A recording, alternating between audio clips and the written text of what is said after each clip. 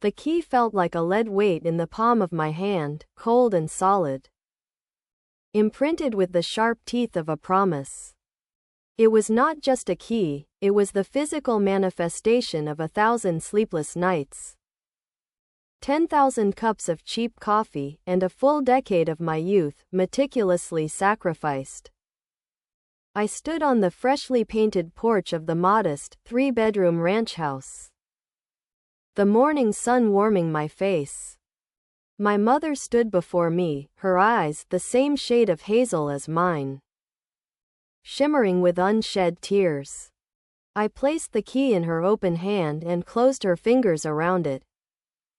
Her skin was soft, a stark contrast to the calluses that had formed on my own hands from years of juggling trays and scrubbing floors. "It's yours, Mom," I said, my voice thick with an emotion I couldn't fully name, a dizzying cocktail of pride, exhaustion, and a desperate, fragile hope. No more landlords. No more worries about rent increases. It's paid for. It's yours. She pulled me into a crushing hug, her familiar scent of lavender and fabric softener enveloping me. "My hard-working girl," she whispered into my hair, her voice choked. "I don't know what I did to deserve you. I promise you, this house will always be our family's safe place. It will always be here for you. It will always be yours." That promise, whispered on the threshold of the home I had just purchased in full, became the cornerstone of my existence. It was the balm that soothed the ache in my feet after a double shift, the light at the end of the tunnel during another all-nighter. It was a sacred, familial contract, sealed not with a notary's stamp, but with a mother's tearful embrace. The journey to that doorstep had begun when I was 22. My father, a good man whose life was tragically cut short by a heart attack when I was 19, left behind a grieving wife and 2 children, me, the perpetually anxious and responsible firstborn, and my younger brother, the charming, golden child who had never met a responsibility he couldn't charm or manipulate his way out of. In the grim aftermath of our loss, my mother was drowning, not just in grief but in bills. The threat of her being evicted from the small rental house, the only home my brother and I had ever known, was a constant, chilling specter in our lives. I saw the fear in her eyes when she sorted through the mail, the way her shoulders slumped when another bill arrived. So, I made a decision. A quiet, resolute pact with myself. By day, I was an administrative assistant at a dental office, organizing files and managing appointments. By evening, I traded my professional blouse for a waitress's apron at a bustling family diner, my feet screaming in protest as I navigated the sticky floors. On weekends and any other spare moment, I was a freelance graphic designer, hunched over my laptop in my tiny apartment, the blue light illuminating my tired face into the early hours. My social life became a memory. Romantic relationships were a luxury I couldn't afford. Every single dollar I didn't absolutely need for my own survival, rent on my shoebox apartment, student loans, the barest minimum for groceries, was funneled into a savings account I had, labeled with a single, unwavering purpose: Mom's house. My brother, meanwhile, floated through life on a cloud of benign neglect for adult responsibilities. He moved from one entry-level job to another, quitting whenever he felt unappreciated or stifled, which was, invariably, every 6 to 8 months. He lived at home with our mother rent-free, his biggest concerns being which video game to conquer next or which friend's couch to crash on for the weekend. My mother's refrain was a constant, infuriating melody. "He's just finding himself. Be patient. He's not as strong as you are." I swallowed my frustration. I bit back the acidic words that threatened to spill out every time. I saw him lounging on the couch while I was running on 4 hours of sleep. It didn't matter. The goal was everything. The house was the finish line. The day I signed the final papers at the title company was the proudest of my life. The house was legally in my name. A practical decision my mother had insisted upon for purely financial and liability reasons. But our understanding, our family agreement, was crystal clear. She would live in it, maintain it, and it would be her home until she passed. At which point it would become mine. It was an unspoken inheritance, paid for in advance, not with future promises, but with my present-day blood, sweat, and tears. For a few years, the arrangement worked like a dream. I finally quit my second and third jobs. I started dating. I began to build a life for myself. One that didn't revolve solely around survival. I visited every Sunday for dinner, and the house felt warm, filled with the smell of my mother's cooking and the echo of that sacred doorstep promise. The first crack in this fragile foundation appeared during one of those Sunday dinners. My brother, now 27, announced he was moving back in temporarily. His latest girlfriend had kicked him out. My mother's face lit up with unadulterated joy. "Of course, sweetheart, your room is just as you left it. It will be so nice to have you home." I felt a cold knot form in the pit of my stomach. I said nothing, but the air in the room felt suddenly thinner. Temporarily, bled into 6 months, then a year. He didn't contribute to groceries or utilities. He didn't mow the lawn or help with repairs. He was, as always, just finding himself, now within the very walls I had built for our mother. And then, the earthquake that shattered my world.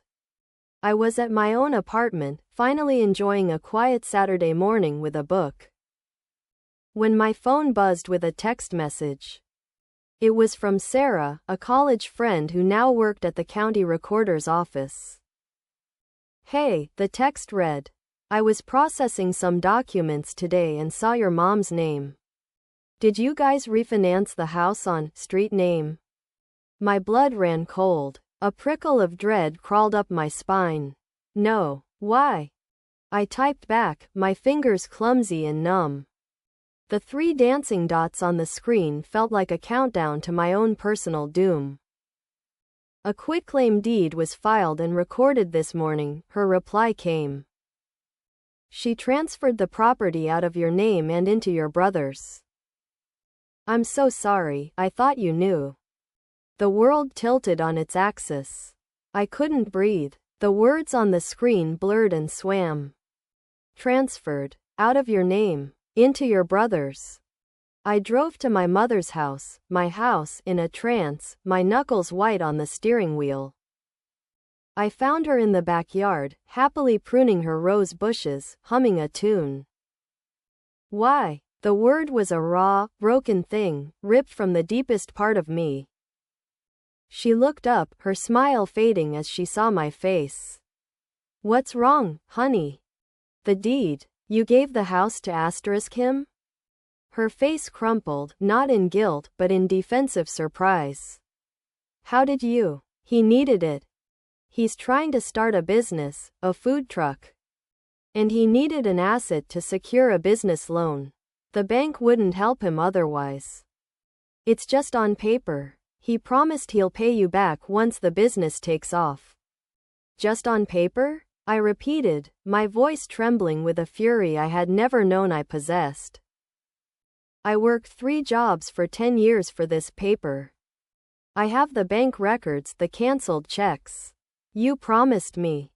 You looked me in the eye on this very porch and promised this house would be mine." My brother chose that moment to saunter out the back door, holding a can of soda.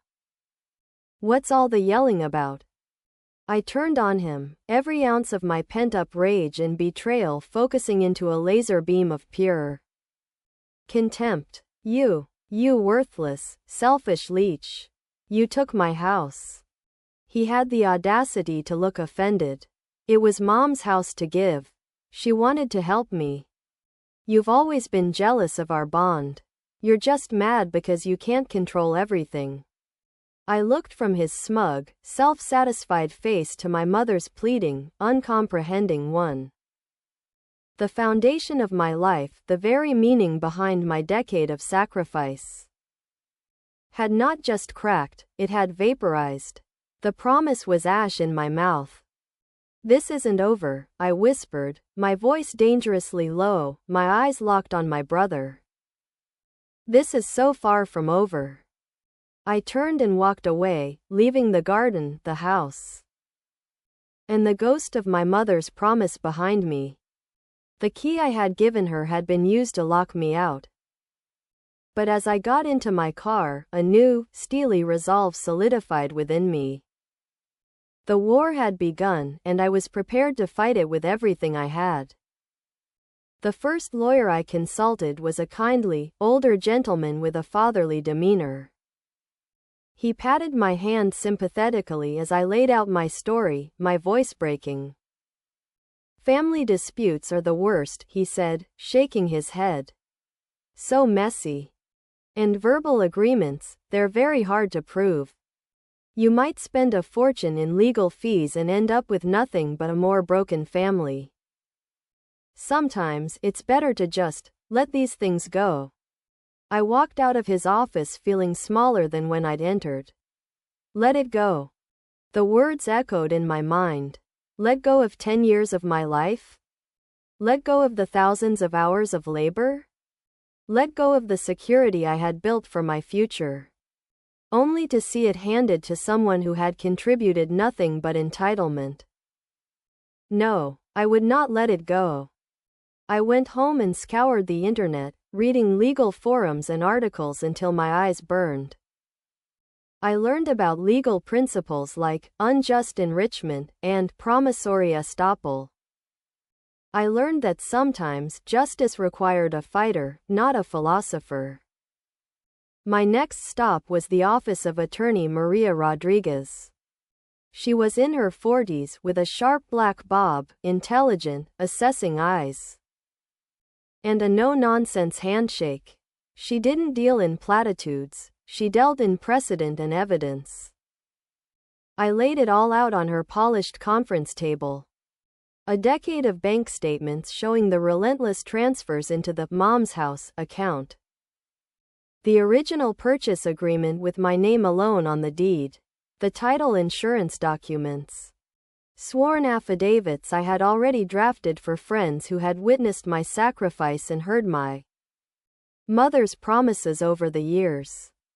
It was a mountain of paper, a testament to my diligence and their betrayal. Maria listened without interruption, her fingers steepled.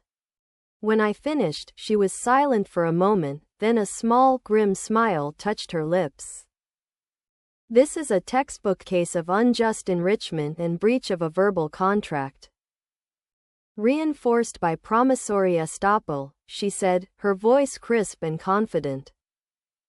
You provided the funds for the purchase with a clear, albeit verbal, agreement that you would ultimately own the asset.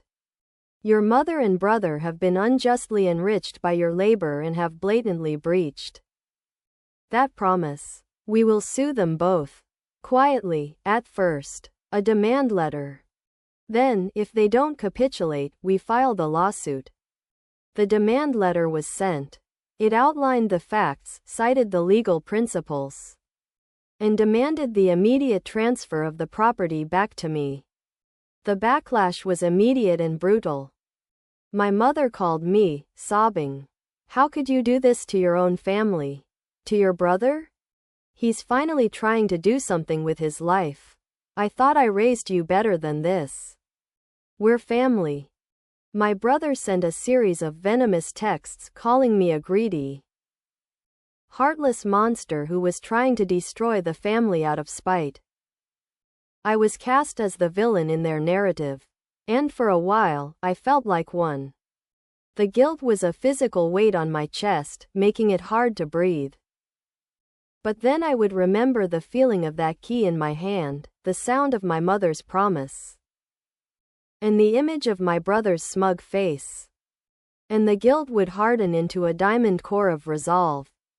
They had not hesitated to destroy me financially and emotionally. I would not hesitate to defend myself. When they refused to comply with the demand letter, Maria filed the lawsuit. I was suing my own mother and brother to get back the house I bought. The legal process was a slow, draining nightmare. Depositions were taken. My brother, under oath, was a masterpiece of feigned ignorance. He claimed he had no idea I had expected to be repaid. That the money for the house was simply a gift to our mother from her devoted daughter. He portrayed himself as a hapless entrepreneur, finally seizing his chance. With our mother's loving support. My mother, weeping on the stand, was even more damaging. She stated she'd never meant to hurt anyone, and was just trying to help her son get a start in life. When Maria pressed her on the specific promise made on the porch, she became vague. I might have said something like that, in the moment. I was so emotional. But a mother has to help all her children. It was during this agonizing process that a friend, sickened by the injustice, suggested I tell my story.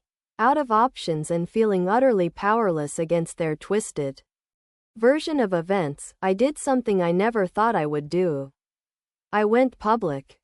I created a post on a popular social media platform. I didn't use real names, but I told the whole, unvarnished truth. The title was simple, A Scream into the Void. I worked 3 jobs for 10 years to buy my mom a house. She just gave it to my lazy brother, asterisk. I detailed the sacrifice, the missed birthdays, the exhaustion, the financial strain. The proud moment of handing over the key. I wrote about the promise. I described the gut-wrenching discovery and the subsequent legal battle. I ended with a question that came straight from my broken heart. Am I the asshole for fighting to get back what I paid for? I hit post and went to bed, expecting a handful of comments from sympathetic friends. I woke up to an internet firestorm. Overnight, the post had been shared thousands of times. It was picked up by content aggregators, then by major news outlets and popular blogs. My story, stripped of our names but dripping with my pain, had gone viral. It tapped into a universal nerve about familial favoritism, financial exploitation, and the crushing weight of entitlement. The comments section was a tidal wave of support. Thousands of people shared their own stories of being the responsible child who was taken for granted. Strangers dissected the legal merits of my case, labeling my brother the entitled son and my mother the enabler. Memes were created. Hashtags started trending. Hashtag justice for the daughter, hashtag 3jobsister. The anonymity I had carefully constructed was paper thin. Someone, somewhere, connected the dots. Local news vans appeared outside my apartment building. My brother's fledgling food truck business was review-bombed into oblivion with 1 star. Comments calling him a thief and a grifter. My mother's quiet suburban street was no longer quiet. The viral storm had breached the walls of the courtroom. Maria called me, her voice a mixture of shock and grim satisfaction. The judge is aware.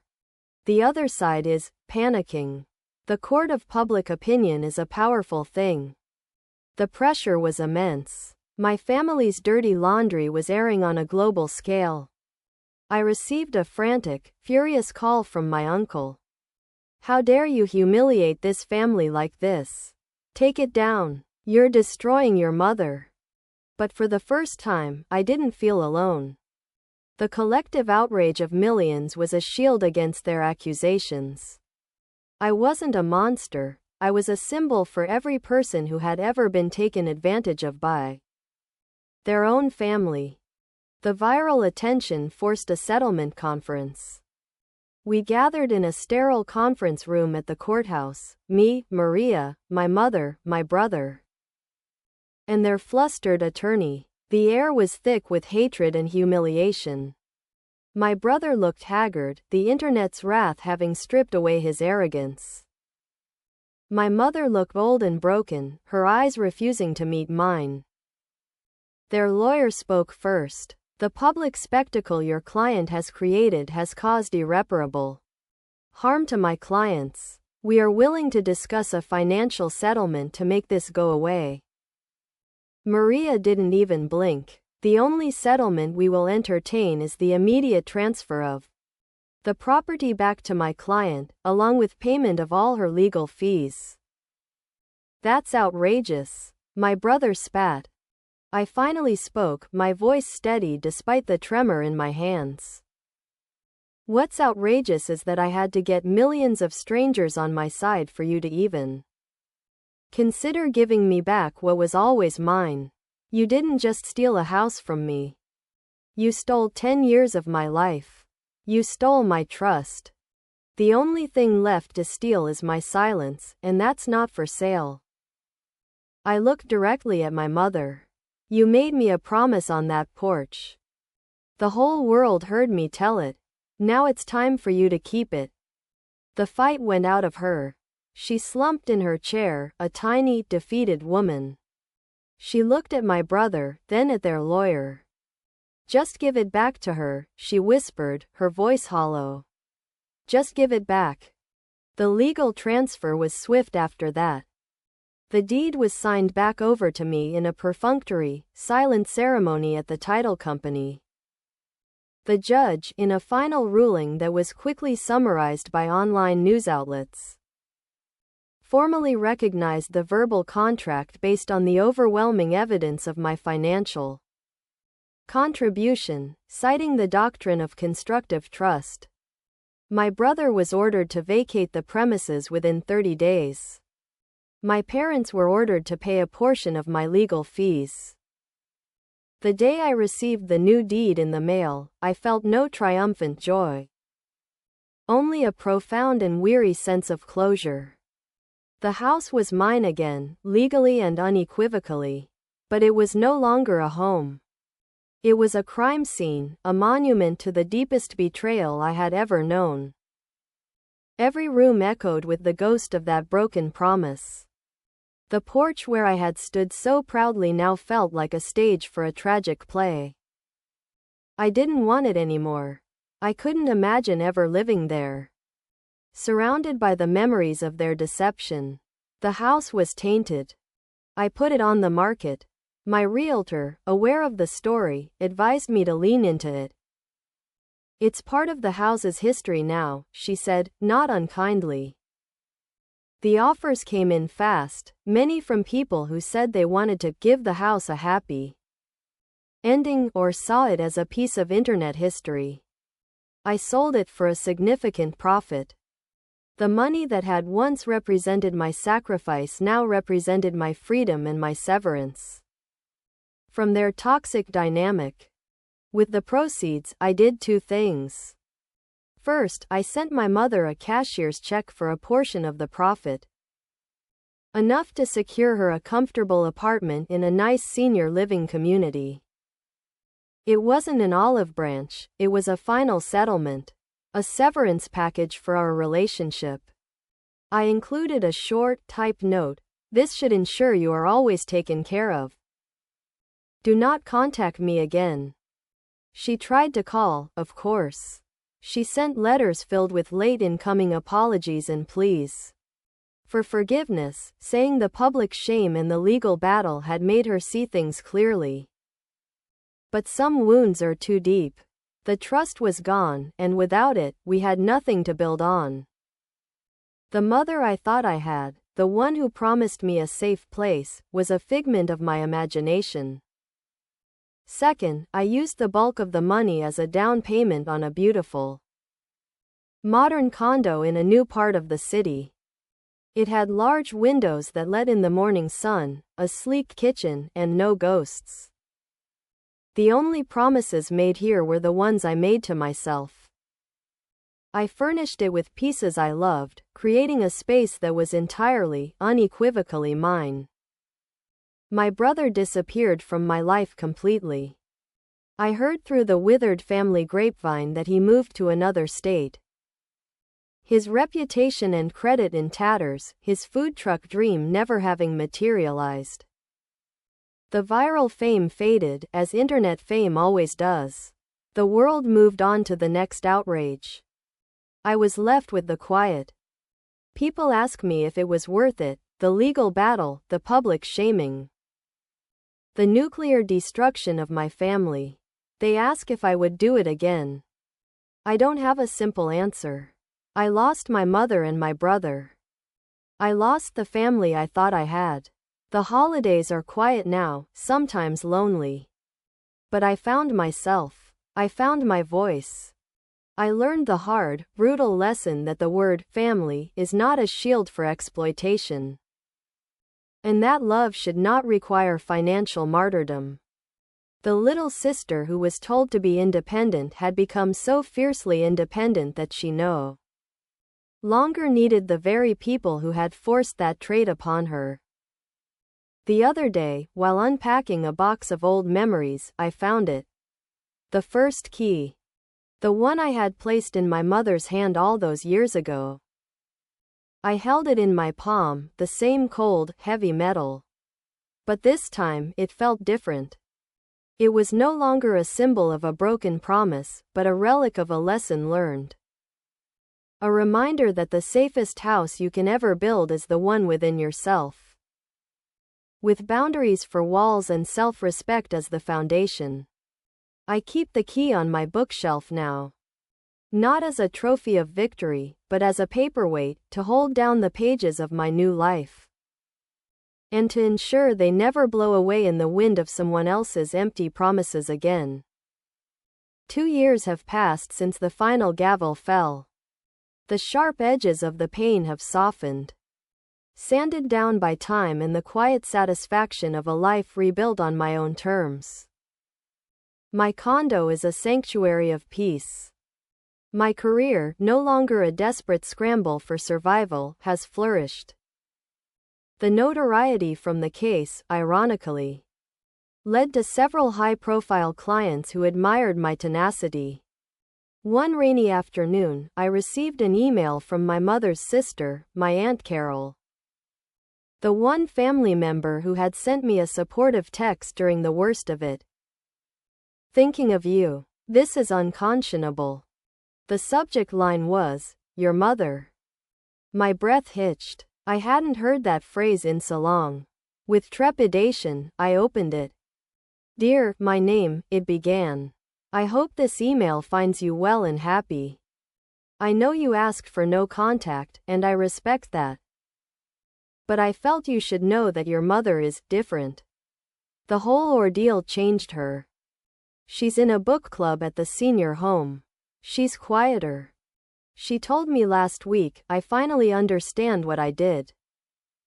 I broke something in her that can't be fixed, and I have to live with that. I'm not telling you this to pressure you. I'm telling you because I think you deserve to know that your fight, it mattered." It sent a shockwave through her that she needed. She sees your brother for what he is now, though she'll never admit it. He calls her only when he needs money, which she no longer has to give. I thought you might want to know that the truth, however brutally it came out, did set someone free. It just wasn't who any of us expected. With love, Aunt Carol. I read the email 3 times. I felt no urge to call my mother. No desire to reopen that door. But a small, frozen knot inside me, one I hadn't even known was there, began to thaw. It wasn't forgiveness, not exactly. It was acknowledgement. The fight had not been for nothing. It had forced a reckoning, not just in a courtroom but in a soul. A month later, I was featured in a business magazine. Not as the viral legal daughter, but as a successful entrepreneur who had built her own design firm from the ground up. The article focused on my work, my vision, my leadership. There was a single, small paragraph mentioning a past, well-publicized family matter that had taught me the importance of clear contracts and clearer boundaries. I had reclaimed my narrative, professionally and personally. As I sipped my coffee in my bright, quiet living room, looking out at the city skyline, I realized the full, circular nature of my journey. They had given my brother a handout disguised as a helping hand, and it had crippled him. They had forced independence upon me, and it had become my greatest strength. The $50,000 they had effectively stolen for him had been lost. A drop in the bucket of his continued dependence. The house I had bought and lost and reclaimed had been transformed into the capital that launched my true independence. The legal battle that went viral was not the end of my story, it was the brutal, painful climax that allowed a new story to begin. I had not just won a house back, I had won my life back. And in the process, I had built a foundation for myself that was truly unbreakable, one made not of bricks and mortar, but of resilience, self-worth, and the hard-earned knowledge that my own two hands were the only ones I could ever truly rely on to build my dreams. The key on my bookshelf catches the light, a dull gleam of polished brass. It is no longer a symbol of what was taken, but a reminder of what I took back: my power, my future, and my right to define my own worth. They thought they were giving my brother a house, but in their betrayal, they had given me something infinitely more valuable, an unshakable belief in myself. And that was a fortune no one could ever deed away.